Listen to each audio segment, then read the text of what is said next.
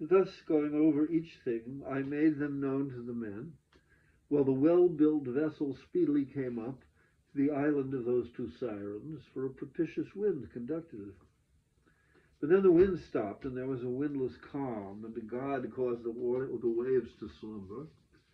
But the men stood up and took down the sails, and stashed them in the hollow ship, and sitting again, made the water white, plying the polished oar blades.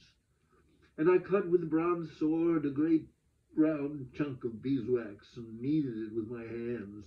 And soon the wax got hot under the force of the rays of Lord Helios Hyperion.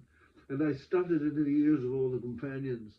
And the companions bound me hand and foot upright at the step of the mast, and tied the ends of the rope to the mast itself. And taking their seats, they beat the grey salt with their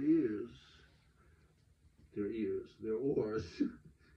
But when we reached a point as far offshore as a shouting voice might carry, still propelling swiftly on our course, the Sirens started their pellucid song. Come hither, overwhelming Odysseus, great pride of the Achaeans.